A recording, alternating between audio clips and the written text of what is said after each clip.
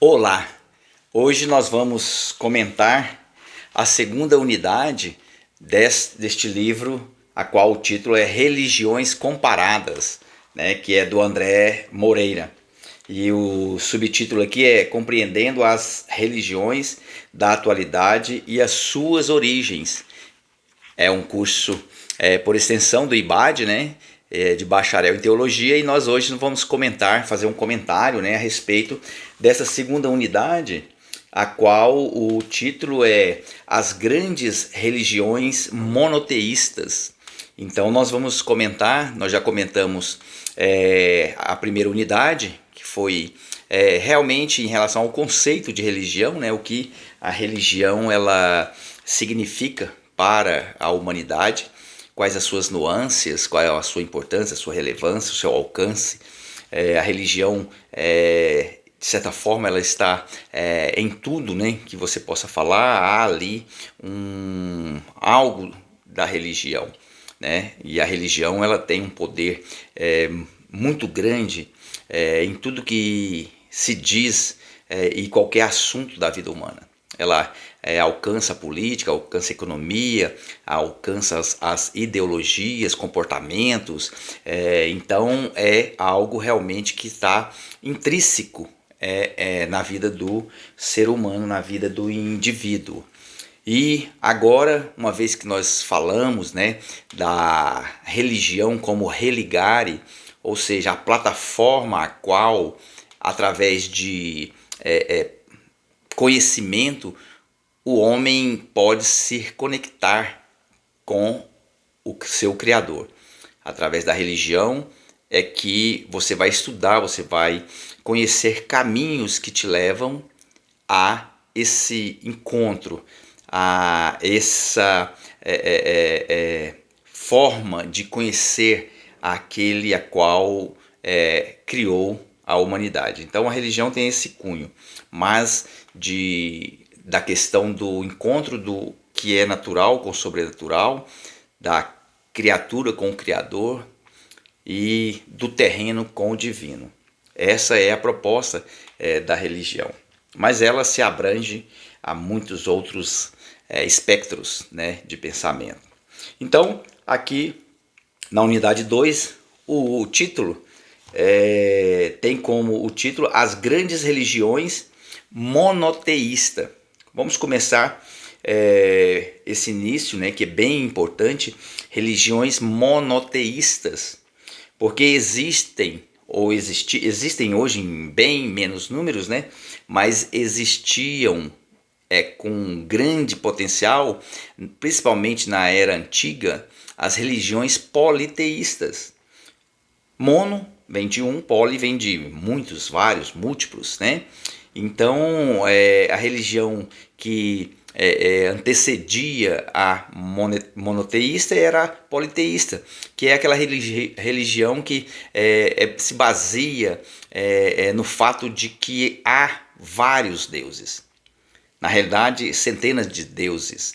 E o lugar aonde esses deuses se reúnem, na realidade a gente conhece como panteão, né? Panteão é o lugar onde aqueles que acreditam nos deuses é como se fosse ali uma galeria de deuses, né? Você vai ver muito isso nas culturas greco-romanas, né? Inclusive você vai observar muito na igreja católica às vezes, né? Essa questão das imagens. Mas antigamente essas imagens se referiam a deuses, né? Então, principalmente os gregos, os romanos, dizem que Atenas, por exemplo, né, era uma cidade muito era politeísta. Dizem que em Atenas tinha mais deuses do que o número da população, ou seja, tinha mais de um deus para cada indivíduo. Então, na questão do panteão, tudo é Deus, né? As árvores são deuses, as pedras, o mar. A gente lembra, por exemplo, inclusive, isso é muito bem conhecido de nós, na questão, por exemplo, das pragas do Egito, né?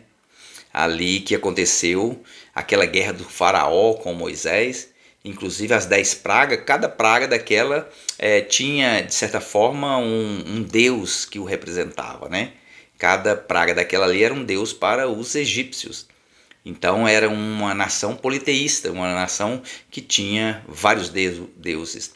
E a gente vai perceber que, inclusive, na questão da implantação, digamos assim, do monoteísmo, alguém que implante, que é a partir desse personagens que eu vou dizer aqui, é que começa de certa forma realmente a implantação do monoteísmo, ou seja, de acreditar em um único Deus, em um Deus soberano, em um Deus que é onipotente, onisciente, onipresente, como o próprio salmista escreve.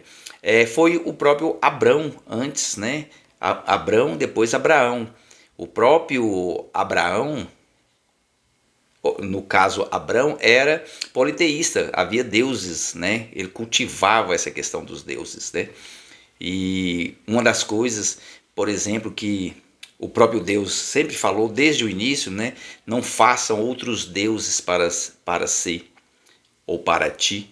Né? Deus sempre condenou essa questão a gente diz na questão da religião, na questão da Bíblia, como uma prostituição, né? É ficar com vários. Então Deus sempre chamava a atenção do seu povo em relação aos deuses, né? E aqui na Bíblia tem N deuses, né? Deuses para todos os lados. Então hoje nós vamos ver que Abraão era um politeísta e de repente se torna o pivô dessa ideia do monoteísmo, né? Traz essa concepção de um único Deus, né? É o Deus que Moisés ouviu quando ele chama Moisés para libertar o seu povo e diz: eu sou o que sou. Ou seja, até então era um Deus único, que as pessoas não conheciam, que as pessoas não tinham um relacionamento com ele. E ali ele vai dizer para Moisés: diga ao faraó e ao povo que eu sou o que sou. Até porque o povo não tinha conhecimento ainda de Deus. E você vai observar que mais na frente Deus vai dizer, já vai começar a melhorar essa fotografia dele, digamos assim, para compor. Ele já vai dizer: eu sou o Deus de Abraão, de Isaac, de Jacó, eu sou o Deus que te tirou do Egito com mão forte. Então aí Deus já vai tendo histórias para, de certa forma, pintar uma imagem de quem ele é realmente. Então, até então, era desconhecido. Então, nós vamos aqui estudar sobre as grandes religiões que são monoteístas.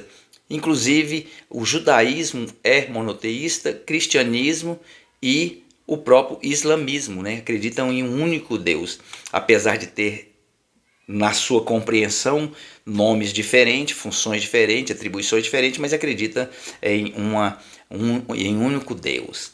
E aqui nós temos aqui, por exemplo, o escritor vai escrever aqui no início, aqui, dizendo, já dando fazendo para nós aqui uma linha do tempo, ele vai dizer aqui, ó, sem dúvidas, o monoteísmo representa a maior experiência religiosa do mundo. 4 em cada 7 pessoas se proclamam monoteístas de qualquer linha religiosa. Curiosamente, no entanto, o monoteísmo não foi a primeira prática religiosa das comunidades pré-históricas. As pequenas sociedades primitivas anteriores ao 4º milênio antes de Cristo eram todas politeístas. Perceba que o politeísmo foi o primeiro movimento religioso da humanidade, né? Só séculos depois é que o monoteísmo aparece, surge, toma relevância e hoje é tida como a maior religião e entendimento de todos os tempos sobre a humanidade, né? Essa questão monoteísta, acreditam em um único Deus, em um Deus todo-poderoso, um Deus único, né? Então, essa ideia do monoteísmo foi amplamente, veio conquistando espaço, né? E foi alcançando a humanidade. E isso tudo começa, de certa forma, ali com Abraão, e é permeado e consolidado com o povo judeu, E daí vem crescendo e alcança hoje o mundo inteiro. Então, de cada 7 pessoas, 4 elas acreditam na questão de um único Deus, mesmo em religiões diferentes, né? Então, realmente é muito importante. Mas o que mudou? Que aspectos levaram o homem a busca de um ser superior único, né? Aqui ele faz uma pergunta: o que foi que na realidade aconteceu com a humanidade, que ele de certa forma despertou esse interesse por encontrar um único Deus, né? E abandonar essa ideia de vários deuses, até porque para nós, né, onde há muitos deuses, onde tem muito cacique, onde tem muitos que mandam, ninguém manda, né? E Deus ao longo do tempo demonstra com seu poder. Na realidade, a Bíblia é eivada, no bom sentido, desses exemplos, né? De que Deus é o Deus soberano. E você vai observar dos episódios que me aparece aqui agora é a luta de Elias, né? No Monte Carmelo com os deuses, né? Com os profetas de Baal, com os deuses ali, e todos ali fazem e acontece e nada dá certo. E Deus chega, o Deus único chega e mostra que quem ele é, mostra que ele é Deus. Assim foi por toda a Bíblia, né? Deus sempre mostrando que ele é único, que ele é o Todo-Poderoso e que não há outro Deus além dele. Essa é inclusive versículos bíblicos, né, que dizem: não há outro Deus conforme o nosso Deus, conforme Deus. Então vem essa questão do surgimento do monoteísmo, né? Dessa forma de ver a divindade como única, como uma única divindade, um só Deus, um só Senhor. E aqui no capítulo 1 ele vai trazer o desenvolvimento desse monoteísmo, né? Como é que esse monoteísmo se estabelece dentro de uma cultura politeísta e como é que ele desenvolve, como é que ele cresce, como é que ele aparece e como é que ele, de certa forma, atrai pessoas e para aquilo que ele propõe, para a sua proposta. Ele vai dizer aqui no início, aqui, dizendo o seguinte: o desenvolvimento do monoteísmo. Quanto mais remontamos a antiguidade, mais encontramos a humanidade imersa no politeísmo. Então ele está dizendo que quanto mais você volta ao passado, quanto mais você se aprofunda nas histórias do passado, mais você vai perceber que exemplos de pessoas politeístas existiram, né? Deuses, reinos e grande parte da população era politeísta. E aqui ele vai dizer que, assim como David Hume, né, filósofo escocês do século XVIII, começa a sua reflexão sobre a religião. De fato, o politeísmo foi por séculos a prática religiosa mais comum para a humanidade. Mas o que tornou o monoteísmo a religião da maioria mundial, perpetuando sua influência por mais de 20 séculos. Então aqui ele vai trazer e vai nos mostrar que o monoteísmo veio para ficar. E aí ele vai mostrar aqui como foi que aconteceu isso, né? De um sistema novo, uma pregação nova, uma ideia nova, chega, estabelece as suas bases e ela cresce de certa forma e sufoca a outra que era bem mais antiga, né? Então aqui ele vai trazer, dizendo: o monoteísmo é simplesmente definido como a crença em um Deus e geralmente é posicionado como o oposto do politeísmo, a crença em muitos deuses. Então aqui ele vai dizer que é bem simples. O monoteísmo traz consigo a ideia de que há um só Deus e bate de frente e é um ponto contrário ao politeísmo, que justamente diz e acredita que existem vários deuses, né? Centenas, milhares deles. Então o monoteísmo chega com essa proposta. E aqui ele vai continuar dizendo: o conceito de universo para os antigos consistia em 3 fatos. O que as pessoas entendiam, né? Consistia em 3 reinos: o céu, ou os céus, a terra, representando os humanos, e o submundo, às vezes conhecido como o submundo ou simplesmente o mundo dos mortos. Esses eram os três pilares, era a tríade, né, que a humanidade estabelecia como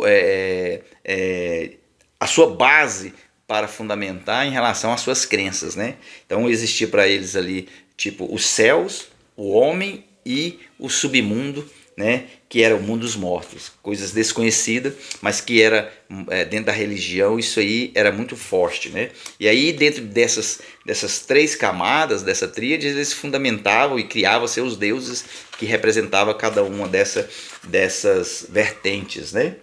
Então o céu era o domínio dos deuses e de poderes. Muitas civilizações antigas tinham um deus dominante ou um rei dos deuses, com outras divindades sendo responsáveis por vários aspectos da vida para os humanos abaixo. Então, dentro do céu existia deuses, dentro da terra existia também os deuses e dentro também ali dos mortos, né?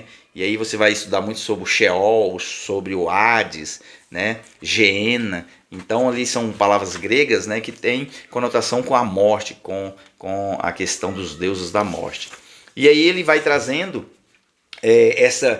mostrando aqui no livro, e a gente vai precisar de ler e profundamente, porque o tempo nosso é bem pouco, e aqui eu estou fazendo apenas um comentário mais superficial, porque é uma aula que precisa de estar juntos com o livro do lado ali, estudando e fazendo as pesquisas, mas aqui eu vou trazer apenas essa forma, essa resenha, né, para a gente ver pelo menos o caminho o qual a gente deve andar. Então, na realidade, ele vai mostrar essa questão, por exemplo, do monoteísmo sobrepondo ao politeísmo. E interessante que eu marquei aqui que ele vai dizer o seguinte: a história fundamental para a ideia de que os judeus eram monoteístas é quando Moisés recebe o mandamento de Deus no Sinai, dizendo: eu sou o Senhor seu Deus, não terá outro Deus além de mim. Isso não indica que outros deuses não existam. É um mandamento que os judeus não deviam adorar outros deuses. Então aqui vai dizer, né, que a própria Bíblia vai dizer e que existem outros deuses, porque a palavra de Deus inclusive tem um versículo que vai dizer: os deuses desse século cegou o entendimento dos incrédulos. Agora, Deus está se colocando como o único Deus poderoso, aquele que tem todo o poder, porque há deuses seculares que têm poder, mas Deus, o único, ele tem todo o poder. E ele vai dizer, não adore outros deuses. E esses deuses aqui, na realidade, muitas das vezes a gente coloca como personagens, mas na realidade deuses aqui, essa palavra aqui, ela é muito ampla, né? Que pensamentos podem se tornar deuses, né?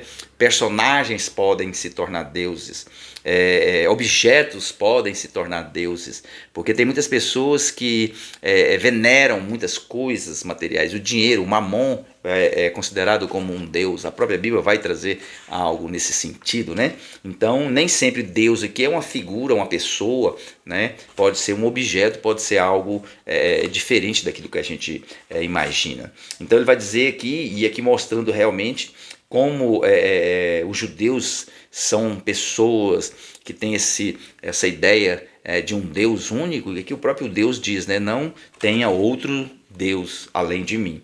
As escrituras judaicas constantemente refletem-se a exigência dos deuses das outras nações, grupos étnicos, né? Deuteronômio 14, não siga outros deuses, olha a referência aqui, não siga outros deuses, e está lá em Deuteronômio, para servir aos deuses dessa nação, outra referência, louvado seja ó céu, seu povo, adore todos os deuses, outra referência lá a Isaías, quem entre todos os deuses dessa nação salvou as suas nações? É um questionamento, né? Falando sobre outros deuses.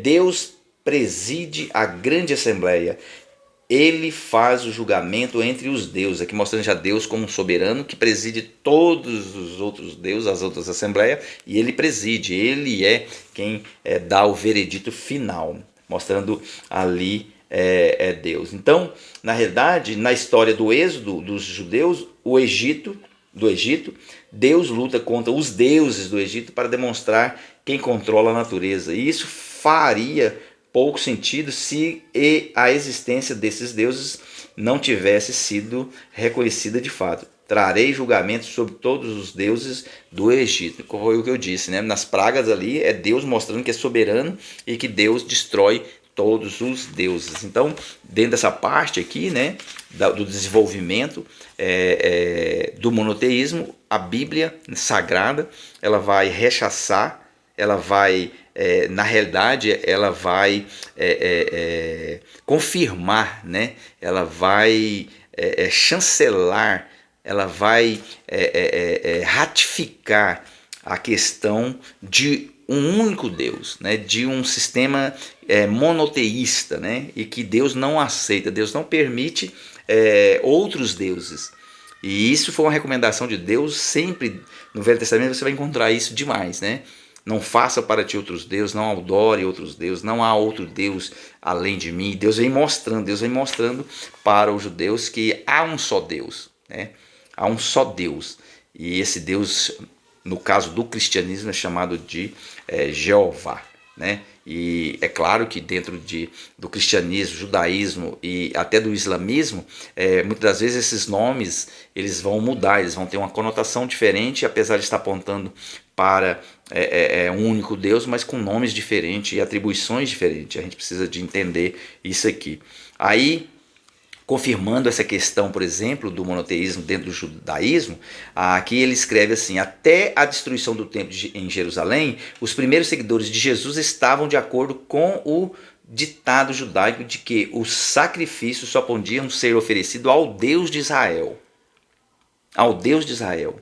Também sabemos que esses primeiros seguidores começaram a incluir outros elementos de adoração em relação a Jesus, batizar pessoas em nome de Jesus, curando e expulsando em seu nome, expandindo o conceito de perdoar pecados em seu nome, orações e hinos dirigidos a Jesus. Quando pagãos se convertem ao cristianismo, eles adotam o conceito judaico de se recusar a adorar outros deuses. Isso levou à perseguição, visto que tal recusa foi entendida como traição do Império Romano. Não aplacar os deuses significava que você não queria que o Império prosperasse e poderia trazer o desastre.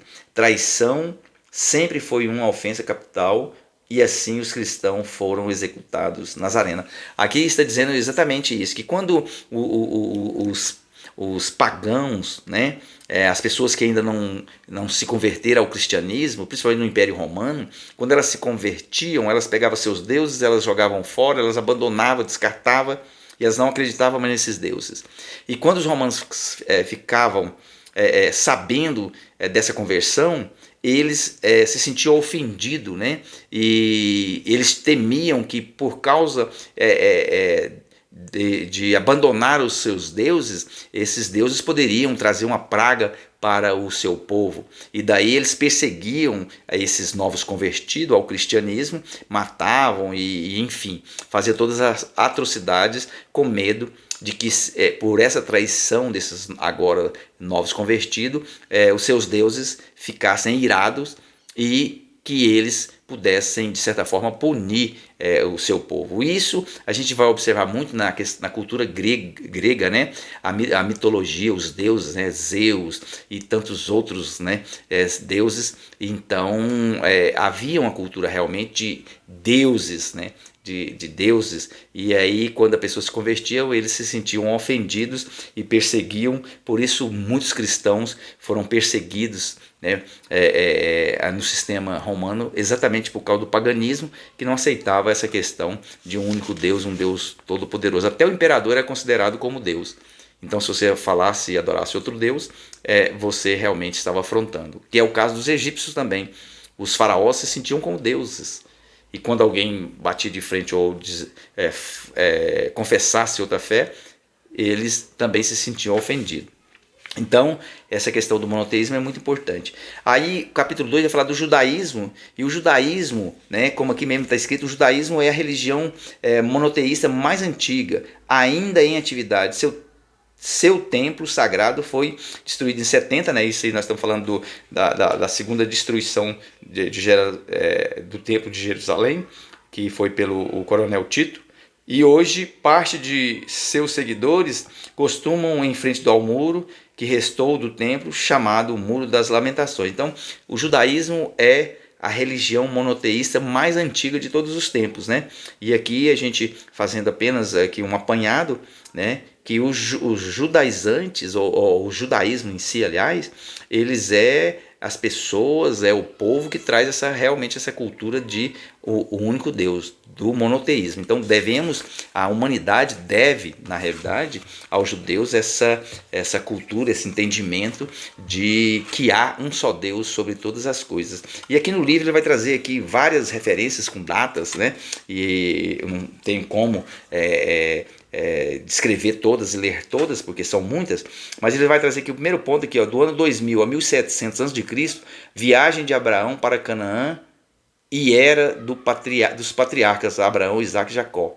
Então aqui ele vai trazer todo esse início, né, desse movimento monoteísta da antiguidade, começando com lá por volta do ano 2000 a 1700, porém 300 anos ali, com a viagem de Abraão indo, né, para Canaã. Então aqui ele vai trazer aqui de novo 1700 a 1300 a.C., formação do povo hebreu no Egito, né,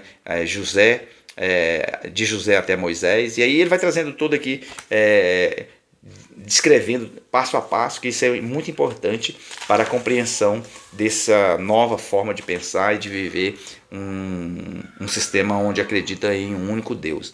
A questão da crença no judaísmo é complexa. Embora o islamismo e o cristianismo tenham credos breves, declarações das principais crenças religiosas que são obrigatórias para todos os aspectos, os textos judaicos dos períodos rabínicos, bíblico e clássico não se desenvolvem claramente de credo semelhante.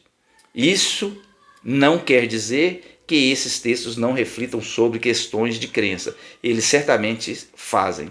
Aqui está falando das divergências que há entre o cristianismo, o islamismo, né, e o judaísmo, né? Tem pontos que são divergentes e tem pontos que são convergentes, né? Então a gente pode entender isso como algumas diferenças. E aqui, por exemplo, ele vai dizer uma coisa interessante aqui, ó, apresenta aqui algumas coisas que são comuns para todos eles, né?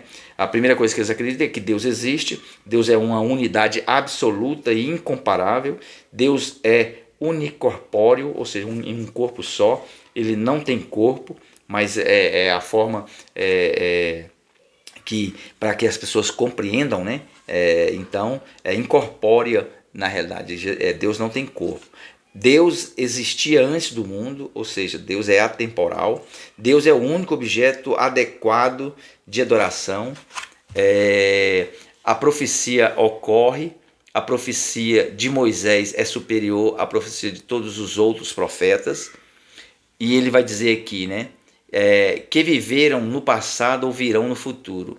Então aqui ele vai trazer toda uma questão de pontos divergentes dentre essas três maiores religiões. Então, e aí ele vai continuar trazendo aqui, inclusive uma coisa muito interessante que ele vai trazer aqui dizendo o seguinte: para os monoteístas, né, Deus é o único Deus universal que criou o mundo e estabeleceu uma ordem moral universal. Então ele traz Deus como único, né? É o único Deus que criou o mundo e estabeleceu uma ordem moral universal.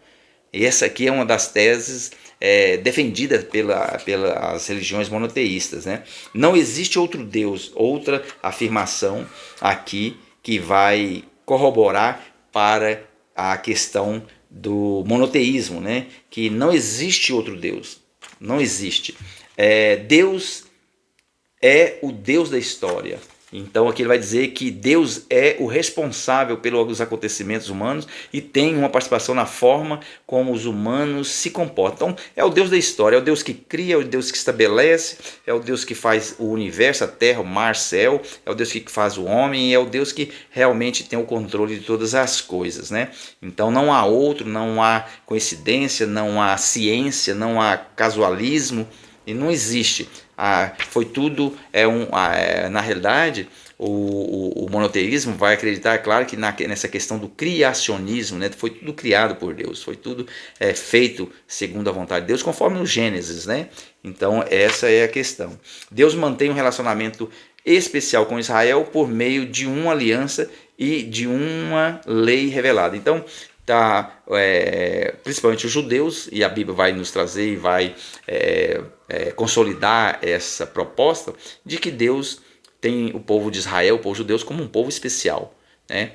O próprio Deus vai chamar eles de meu povo, as leis foi dedicada a eles, né? Então é um povo especial, é um povo realmente considerado como o povo de Deus, o povo judeus, né? E dá a eles tanto essa promessa como também a palavra revelada, né? Foi dada aos judeus. Daí a importância dos judeus nessa questão, principalmente que nós estamos estudando as religiões, né? Aqui vai trazer um ponto muito bem pequeno sobre o zoroastrismo, né? Que é uma religião, na realidade, ali persa, que é uma das mais antigas e que antecede, por exemplo, a questão do Islã, né? E aqui é bem pequeno, apenas alguns comentários, né? Que vou deixar para vocês estudarem e ver melhor, e nós vamos passar aqui agora para o cristianismo, né? Então nós falamos do judaísmo, aqui agora nós vamos falar do cristianismo. O cristianismo na realidade, a crença na pessoa de Jesus, né? O Cristo, né? Iesocristos, né? Do grego, ou Jesus Cristo, o Cristo, porque o nome Jesus se aponta para a pessoa humana de Jesus, e Cristo como uma pessoa já glorificada, como Cristo, como o espiritual. E aqui vai dizer o seguinte: a cruz é considerada o símbolo universal do cristianismo. Todas as linhas confessionais reconhecem com maior ou menor força a importância da cruz como símbolo do cristão. Os cristãos primitivos, eles tinham o peixe como, isso é uma curiosidade, né? O peixe como o símbolo do cristianismo. Inclusive você e essa palavra é um acróstico no grego que é ixtos.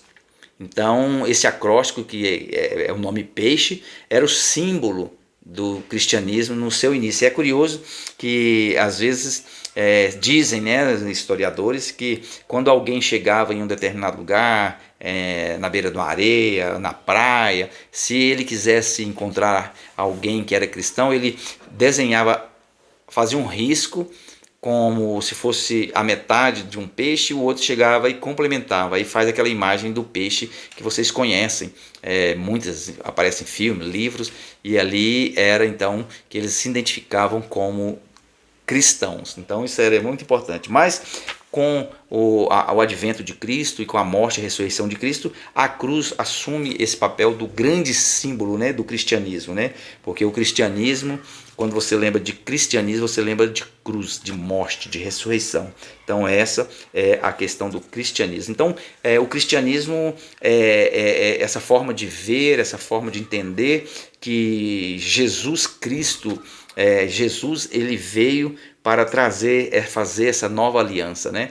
Romper com alguns, como é que eu diria para você? Jesus vem romper alguns pensamentos, algumas ideias, né? E ele cria a partir de então uma nova aliança, rompendo ali a aliança do Velho Testamento e estabelecendo uma nova aliança. Tanto é verdade que ali 1 Coríntios 11, não estou enganado, que ele vai dizer: esta é a nova aliança do meu sangue, ou seja, então a partir de mim se estabelece um novo pacto, uma nova aliança, e a partir daqui as coisas, de certa forma, elas mudam a sua configuração. Antes, na lei, nós tínhamos ali, por exemplo, a questão mais fundamentalista, a questão legalista, onde a lei prevalecia, onde as pessoas prestavam, de certa forma, contas à lei, mas agora, depois de Cristo, nós entramos numa era chamada Era da Graça, porque agora Jesus morre na cruz para pagar uma dívida que a lei nos cobrava e que nós não teríamos condições de pagar nunca. Então, Jesus veio para cumprir a lei, né? E cumprir a promessa de Deus para a humanidade, é o religare. Jesus vem para religar novamente a criatura ao Criador. Jesus é a ponte, Jesus é o intermediário, Jesus a própria palavra de Deus vai dizer que não há outro intermediário entre o homem e Deus, a não ser Jesus. Não há outro, não existe Maria, não existe Pedro, Santo, não existe. Jesus é o único caminho. Jesus vai dizer, eu sou o caminho, a verdade e a vida. Não há outro. Jesus é o artigo definido, né? Então não há uma opção, um plano B. E aí o cristianismo traz, dentre todos essa visão, né, politeísta, pagã, e Jesus traz traz uma nova configuração para a humanidade, uma humanidade caída, conforme o próprio Paulo escreve aos Romanos, todos pecaram e destituídos foram da glória de Deus. Agora Jesus vem através do seu sacrifício e resgata aqueles que creem no seu sacrifício. Então, Jesus é o elo, é a ponte, né, através do cristianismo. E a religião cristã, né, o cristianismo é a das religiões maiores de todos os tempos, né, alcança todos os países, alcança o universo de forma geral. Então para o cristão, para os cristãos, a centralidade da fé, o motivo de existir de sua religião é o próprio Jesus Cristo. Então, aqui a gente diz que no cristianismo, o cristianismo precisa de ser um cristianismo cristocêntrico, onde Jesus é o centro, o epicentro de todo esse movimento, de toda essa crença, de tudo isso. E a gente entende, através da palavra de Deus, que não há outro. Jesus é o centro. E muitas das vezes hoje a religião, de certa forma, a qual nós estamos estudando, talvez, como eu disse, né, várias configurações, tira Jesus desse centro, coloca o homem no lugar, fica, de certa forma, um cristianismo antropocêntrico, onde o homem tira Jesus da sua posição e se coloca como tal. E esse é o perigo, né, da religião, porque a religião permite isso. Aqui a religião ela está aberta, ela não bate o martelo, ela é permissiva, digamos assim. Então quem tem as suas ideias, suas interpretações, você pode sentar à mesa e você pode estabelecer e colocar as suas crenças, né? Deus, de todas as pessoas conhecidas, vivas ou mortas, Jesus é sem dúvida o mais notório de todos. A humanidade por muito tempo contou sua história utilizando os termos antes e depois de Cristo. A própria história, né, história secular mesmo, você vai estudar um livro de história geral, qualquer história vai estar sempre um A, C, antes de Cristo, depois de Cristo. Jesus é a pessoa mais relevante que divide a história ao meio, antes dele e depois dele. Então, não existiu ninguém que pôde causar, dividir a história ao meio, assim como Jesus. Então, aqui nós, quando se fala de cristianismo, o Jesus é a base, Jesus é a base. E aqui nós não estamos falando de igreja, nós estamos falando de cristianismo, né?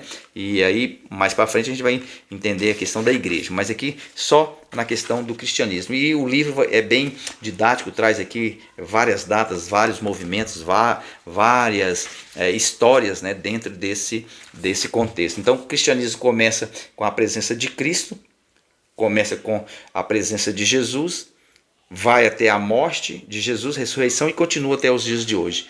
E hoje sem dúvida nenhuma, o movimento que mais cresce no mundo inteiro. Aí nós temos aqui, agora no capítulo, nós temos aqui também, que vai falar um pouco do islamismo, né? Mas o Islã, na realidade, aqui vai dizer o seguinte: pátio interior da mesquita de Meca, onde fica a Kaaba, considerado um dos centros islâmicos mais importantes do mundo, é visitado por milhões de muçulmanos anualmente. Na realidade, como o cristianismo e o judaísmo, o Islã surgiu no Oriente Médio, mas agora é verdadeiramente uma religião mundial. Existe quase 2 bilhões de muçulmanos em todo o mundo. Então, aqui, esse capítulo 5 vai falar e vai dizer a respeito do islamismo. E o islamismo, eu já trouxe na história da igreja, né? Quando surge por volta do século XVI, começa esse movimento, né? E esse movimento ele começa com o Maomé, ali das regiões de Meca e Medina, onde ele se torna primeiro era alguém comum, mas depois ele se torna um líder tanto religioso quanto um líder também de guerra, e aí começa toda essa questão religiosa por causa de, assim como ele diz, de receber uma revelação do anjo, e o anjo coloca ele como, digamos, o representante de Jesus, e aí começa essa batalha. E a religião do Islã é muito mais profundo, né? Nós não teríamos condições aqui de falar em horas. Para você falar sobre o Islã, você precisa estudar meses, né? Você precisa estudar vários livros para você entender. Mas o fato é que hoje, mesmo as pessoas que não estudam, que elas, de certa forma, não têm essa vocação para estudar a religião, mas nos próprios noticiários, nas redes sociais, você consegue ver a proliferação do Islã no mundo inteiro. Você vê agora, por exemplo, nós estamos aqui no século XXI, e você vai ver em 2026, né, agora, as guerras, né, causadas, né, pelo sistema religioso, né, do Islã. E você vai perceber que há uma migração muito forte em toda a Europa, nas Américas, em todo lugar existe uma proliferação de muçulmanos, né? E essa é a proposta deles. A proposta deles realmente é crescer e tomar conta de toda a humanidade. É uma religião que prega muita violência, né? É uma religião que tem cunhos realmente de guerrilhas e sacrifícios. Então o Islã realmente é uma religião que no Brasil, né, nós temos, eu acho que não são muitos pessoas que seguem a essa religião, mas de qualquer forma o plano deles é inundar todo o país, e você vai fazer um estudo mais específico, você vai perceber que ao longo dos anos já estão estabelecendo e já estão conseguindo essa façanha, né? Nós temos, por exemplo, algo muito relevante, é que nesse ano agora nós temos um prefeito de Nova York, né, que é alguém que é muçulmano. Olha só. Daí o Donald Trump, né, e os americanos, com essa questão da imigração, bate feio para expulsar imigrantes, para fechar as portas, né, do México, Estados Unidos, Canadá e todos os países, para que não entre mais. Porque hoje, se você pegar hoje, por exemplo, dentro dos Estados Unidos, na cidade de Nova York, uma das mais importantes, o prefeito da cidade é um muçulmano. Pode uma coisa dessa? Então, eles têm propostas que eles levam a cabo. Na realidade, é uma forma de viver, é uma forma de pensar a longo prazo. Eles não têm pressa. Se pegar a Europa, por exemplo, a Europa, Portugal principalmente, está eivada de muçulmanos, né? Há até um problema demográfico ali em relação aos muçulmanos. E o pior é que, além deles serem em grande quantidade, eles também querem impor as suas regras. E eles são, de certa forma, violentos. Eles têm a força, né, como uma das armas para impor a sua religião. Então, ficaremos com essas reflexões, e que você possa estudar mais profundo a respeito, né, dessas três religiões que são as maiores de todos os tempos, né, que é o cristianismo, o judaísmo e o islamismo. Então, que você possa adquirir conhecimento, e que você possa ser alguém que, se uma pessoa tiver dúvida, você possa entender, que você possa dar uma explicação razoável, né, uma explicação coerente a respeito deste assunto. Até a próxima aula. Até a próxima comentário que nós faremos, que nós vamos falar na próxima aula o próximo módulo. Nós vamos falar sobre, na realidade, as grandes religiões orientais, as grandes religiões do Oriente, né? Então nós vamos dar sequência a esse estudo, que é muito importante para que nós possamos cada dia mais estar preparados para falar sobre o tema. Até a próxima!